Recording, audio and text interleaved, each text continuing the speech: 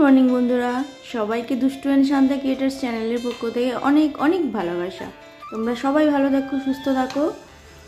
তো চলো, আজকে সকালবেলায় ঘুম থেকে উঠে জামা কাপড় ছেড়ে আগে ঠাকুরের ঘরে গেছিলাম। ঠাকুরের ঘর পরিষ্কার করে ঠাকুরকে শয়ন থেকে তুলে জল মিষ্টি দিয়ে এই যে এখন আমি রান্নাঘরে চলে এসেছি। 2 কাপ লিকার চা বানাবো।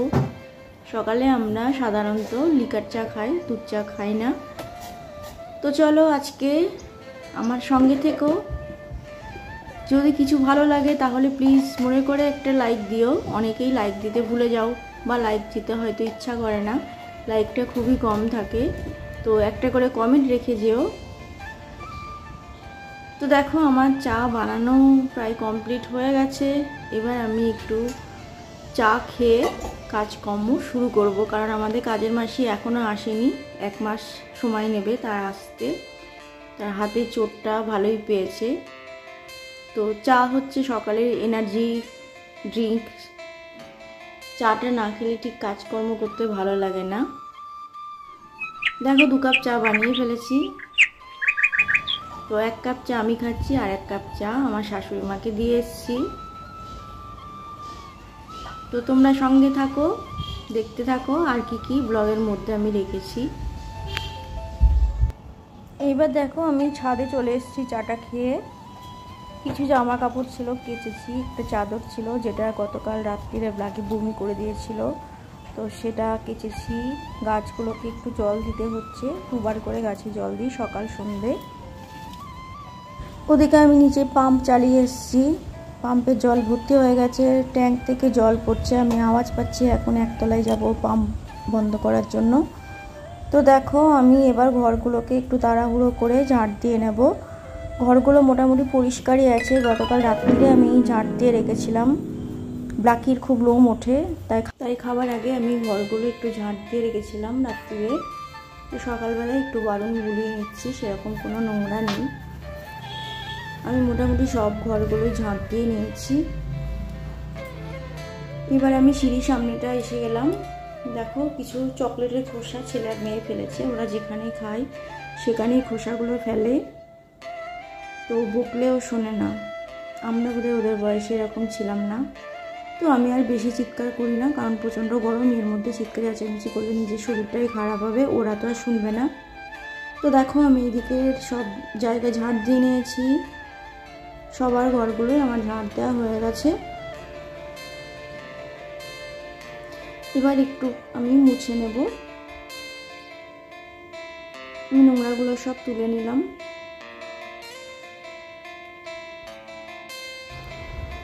এই যে ঘরটা সব ঝাড় দেওয়া হয়ে গেল। এবারে আমি ঘরগুলো একটু মোছামুছি করব।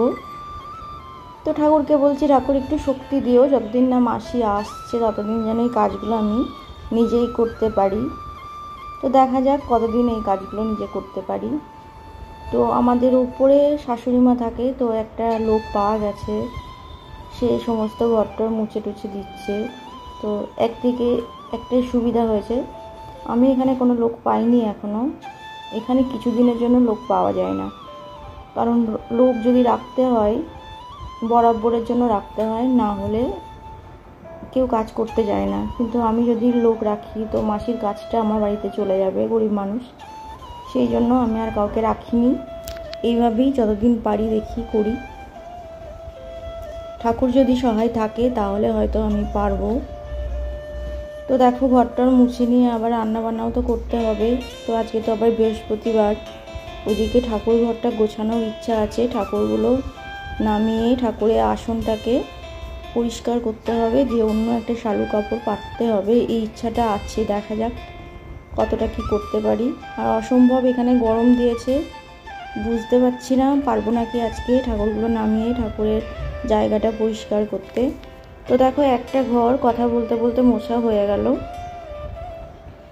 তো সব ঘরগুলো মোছা আমি দেখাবো না আজকে, কিছু 2-1টা ঘর মোছা দেখাবো। এটা হচ্ছে সিঁড়ির সামনেটা একটু মোছা দেখাচ্ছি। তো আমাদের ঘর বেশি নোংরা না হলেও ব্লাকির যেহেতু লোম ওঠে, সেই জন্য লোমে ভর্তি হয়ে যায়। এসির মধ্যে তো প্রচুর লোম ঢুকেই থাকে, আমাদের সার্ভিসিং করতে হয় কয়েক মাস পর পর।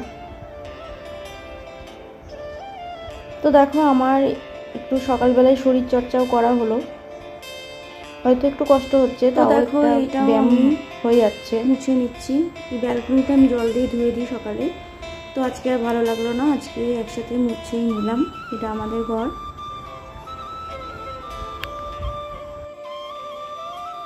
তো এবারে আমি উপরে চলে আসলাম, ঠাকুর ঘরের বাসনগুলো আমি বের করে দিয়েছি। আমার শাশুড়িমার ঘরে যে বৌদি কাজ করছে, ওনাকে বলবো একটু মেজে দিতে, কিছু টাকা দিয়ে দেবো।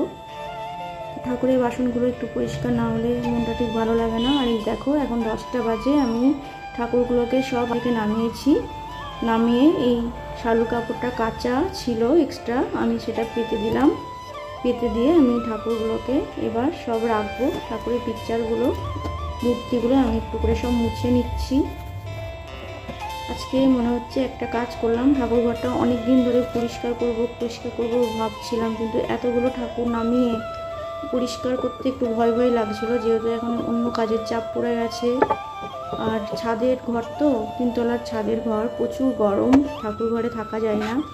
তো যাই হোক, ঠাকুরের কৃপা ছিল, আমি আজকে করেই ফেললাম। তো দেখো একটা একটা করে ঠাকুর আমি ভালো করে মুছে নিলাম।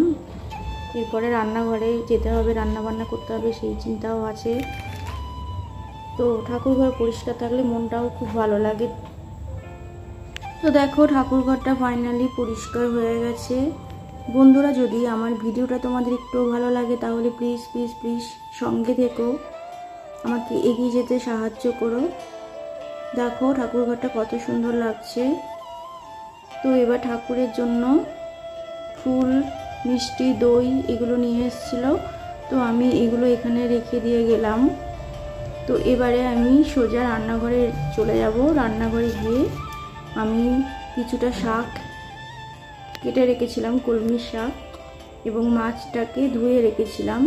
এরপরে আমি এই রান্নাগুলো তাড়াহুড়ো করে ফেললাম। দেখো 2 রকমের শাক করেছিলাম, একটা রসুন দিয়ে শাক করেছিলাম, একটা নিরামিষ শাক করেছিলাম, তেলাপিয়া মাছের ঝাল করেছিলাম, মুসুরির ডাল করেছিলাম, আলু পটলের তরকারি করেছিলাম, আর সঙ্গে দই ছিল। তো কেমন লাগলো জানিও। আজকে আসি, টাটা।